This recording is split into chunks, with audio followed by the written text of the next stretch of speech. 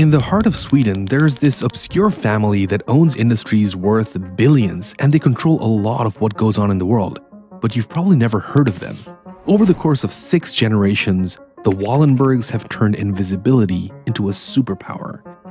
They grew their wealth and influence behind the scenes without ever being noticed. They helped save countless victims from Nazi Germany, but at the same time, they also helped Nazi Germany and banked for them. As wars waged and governments shifted, and while others were scrambling to survive, the power of the Wallenbergs only grew stronger, making them one of Europe's most powerful and discreet families.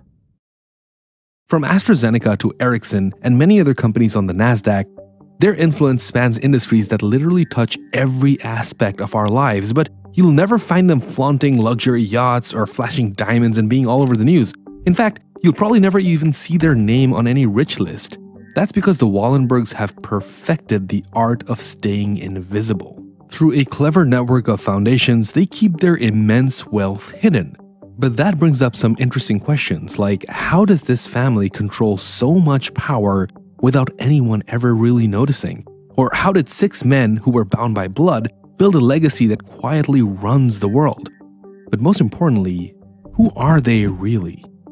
The Wallenbergs are a really interesting family, but their rise to power was built on secrets, betrayal, and some pretty shocking decisions. You see, André Wallenberg got things started for the family in the early 1900s. He set the stage for everything that followed. When you think of Sweden today, you think of a pretty strong economy and a world leader in innovation, right? But rewind to the mid-1800s and you'd see a Sweden that was pretty far from this. The country was in a tough spot. It was full of potential, however, it was painfully short on money. You could say that the actual problem was that they had big ideas, but no way to fund them. And then came a man who would change everything. André Oskar Wallenberg, a young naval officer who just got back from the US, full of motivation and inspiration to make a big change. But what lit that fire in André? It comes down to a book called How to Start a Bank. And that book sparked an idea, and he started the Stockholm's Enskilda Banken, or SEB. I'm sorry for my pronunciation, but that was Sweden's very first private bank in 1856. Now, before SEB, it was really hard getting a loan from Stockholm because it would mean heading straight to the central bank. I mean, there was no competition, no creativity when it came to financing. It was a pretty bad way to grow an economy if you think about it. So André's thinking was different. He wanted to pool people's small savings and use that money to kickstart the economy.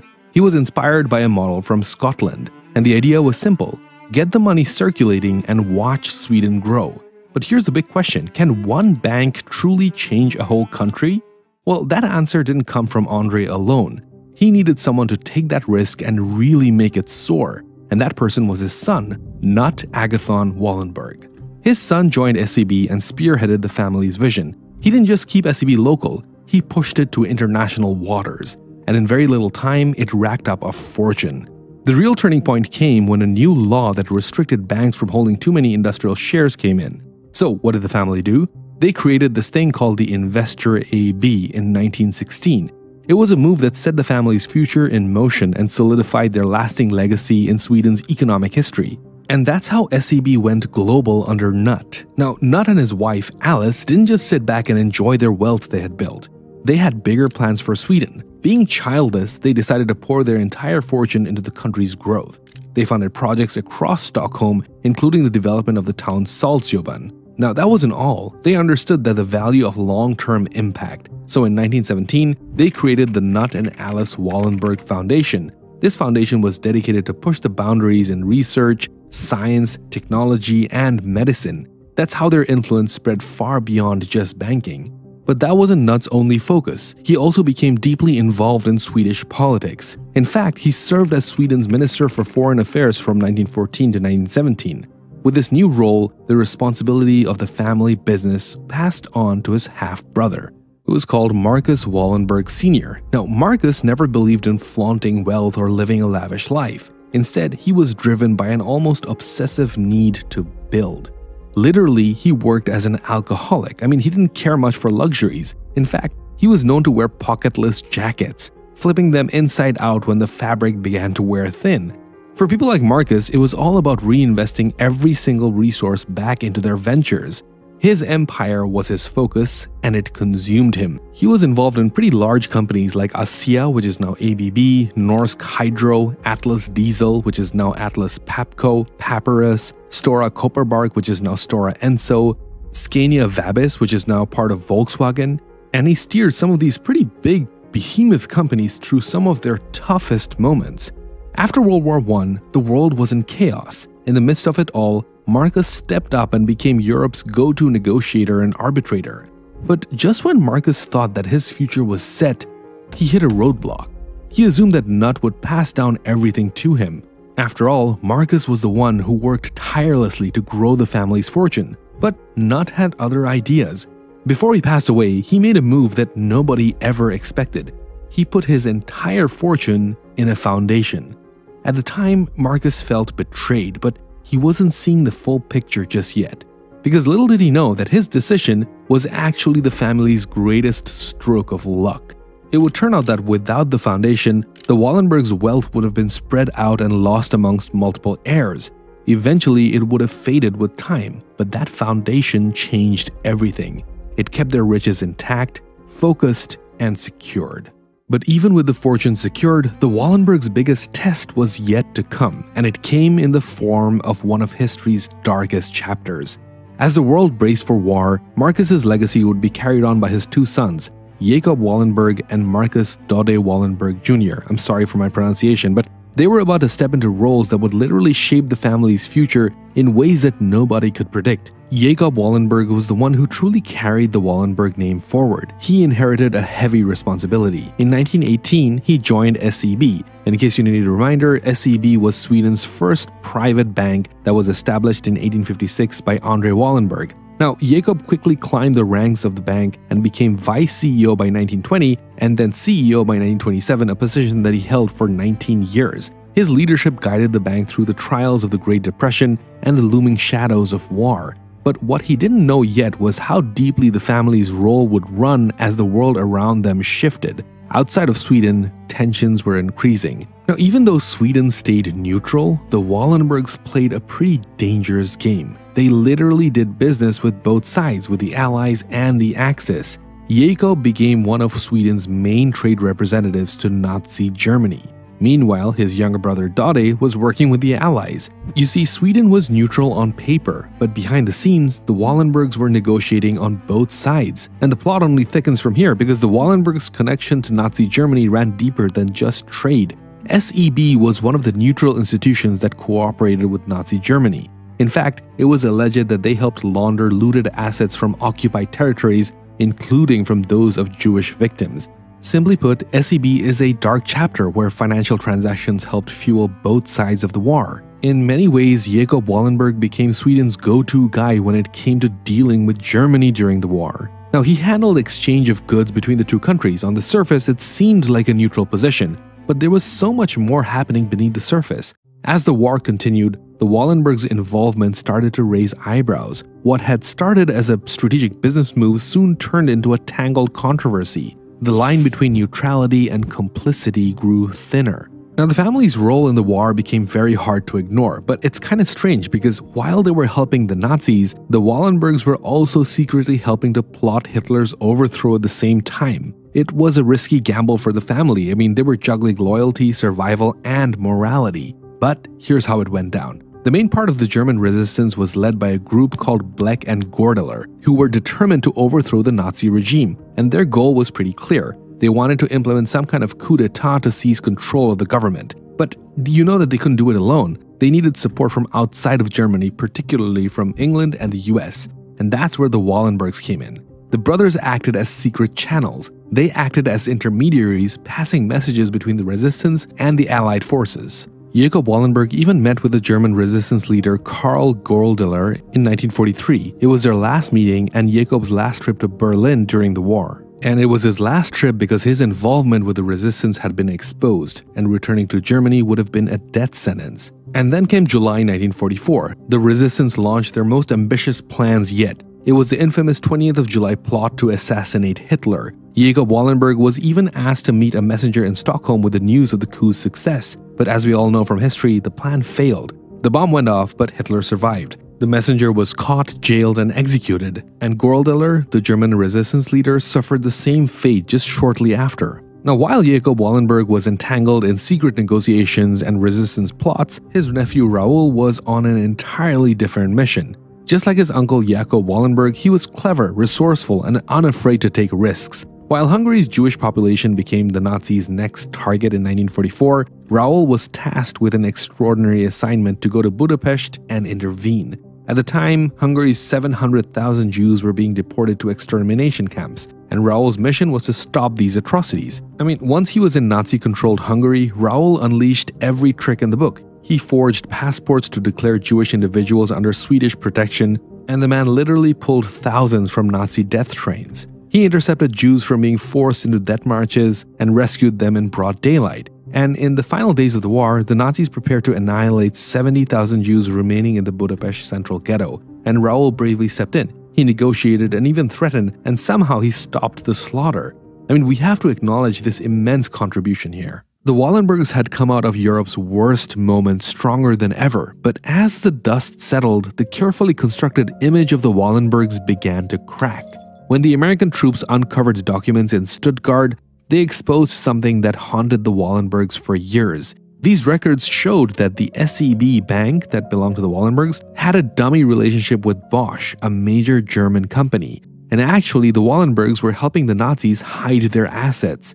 And this discovery was a bombshell. In 1945, the US Treasury officials blacklisted them, labeling the Wallenberg brothers as special blocked nationals. That's like getting put in the financial equivalent of a penalty box, only this time the stakes were global trust. And back at home, in Sweden, people were beginning to wonder what else were they hiding. Sadly, their reputation was shattered and their prestige was gone, and while this scandal brewed, something far more personal and heartbreaking was happening. The tragedy I'm talking about is the capture of Raoul by the Soviets. As I mentioned earlier, this young diplomat was only attempting to save people from Nazi camps, and this was in 1945. The Soviets had entered Budapest and Raoul was taken into custody. They accused him of being a spy, and just like that, he disappeared. For years, the Soviet Union denied knowing what happened to him, and decades later, they would claim that he had long died of a heart attack in 1947 when he was only 35 years old. But nobody knows the truth to this day.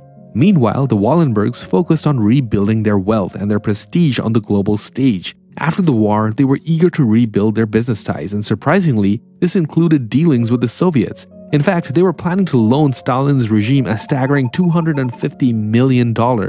Now, I can't help but wonder, but could the Wallenbergs have used their influence to advocate for Raoul's release, or was it just a calculated risk to prioritize business over pressuring the Soviets for answers? These are questions that are unanswered, but we can only speculate. The Swedish government didn't help much either when it came to Raoul. They stayed silent. It's a tragic and frustrating and a pretty weird story.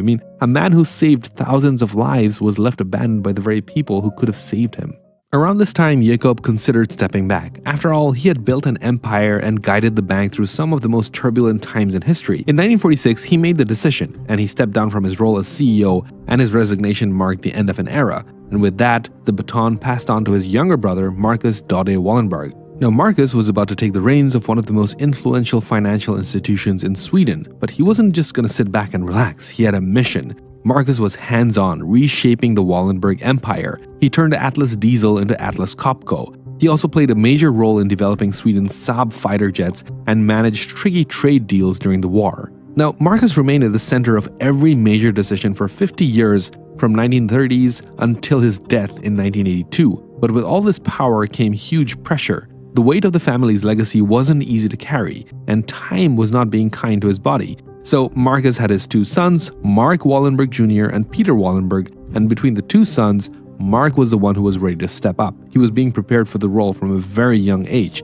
Mark's education, his career, everything was designed to prepare him for this moment. Simply put, the job was to carry on the family's legacy. He worked hard to merge two major Swedish banks called Skandinaviska Banken and the SEB to create a new form of SEB that we know today. And the pressure was relentless. Everyone expected him to succeed. Then in 1971, something happened that nobody saw coming. At just 47 years old, Mark Wallenberg took his own life. It was heartbreaking and it was a huge loss for the family. A lot was riding on Mark. He had a legacy to continue and an empire to lead. The tragic death of Mark Wallenberg left a void in the family business. His brother Peter Wallenberg stayed out of the spotlight mostly, but suddenly he found himself in the hot seat. Peter had taken a different path, far from the traditional family footsteps. Instead of diving straight into the family business, he started at the ground floor of the Atlas Copco in Africa.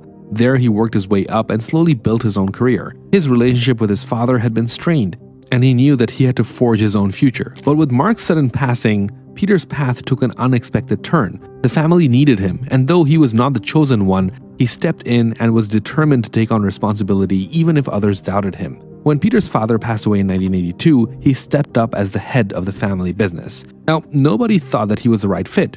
There was a lot of doubt about him, but Peter stepped up. He wanted to prove everyone wrong. Over the years, he didn't just manage the business, but he took it to a global level. He pushed through major restructurings and even managed to buy back shares in Atlas Copco and Stora Kopparberg from Volvo. As a result, he secured the family's stake in those companies. He did all of this by launching Patricia Industries, which later became a crucial part of their investment company, Investor AB.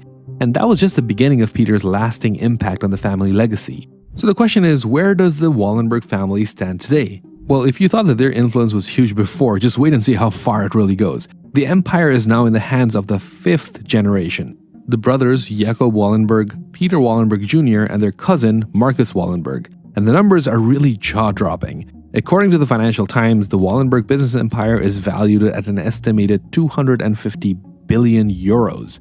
To put that into perspective, that puts them up there with the likes of Elon Musk when it comes to financial power. But unlike Elon Musk, you'll never hear much about the Wallenbergs on the news. And that's because much of their actual wealth is hidden. That's right, most of the Wallenbergs' empire's assets are locked away in foundations.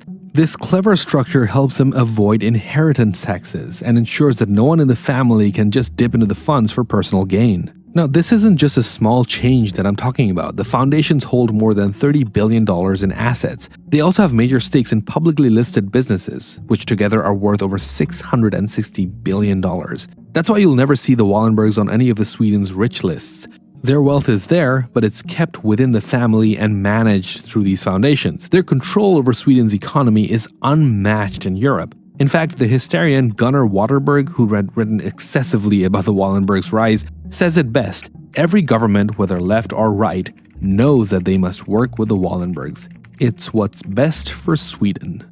Now, what really sets the Wallenbergs apart is how they've built and sustained their wealth across generations. There's this concept called the curse of the third generation. Essentially, it's this idea that the wealth created by the founders of successful companies are carried forward by their children, but then it starts to dwindle down by the time it reaches their grandchildren. But that was not the case with the Wallenbergs. Jacob, Marcus, and Peter, now in their late 60s, are still running the empire. They have already set things up for the sixth generation and will take over when the time comes.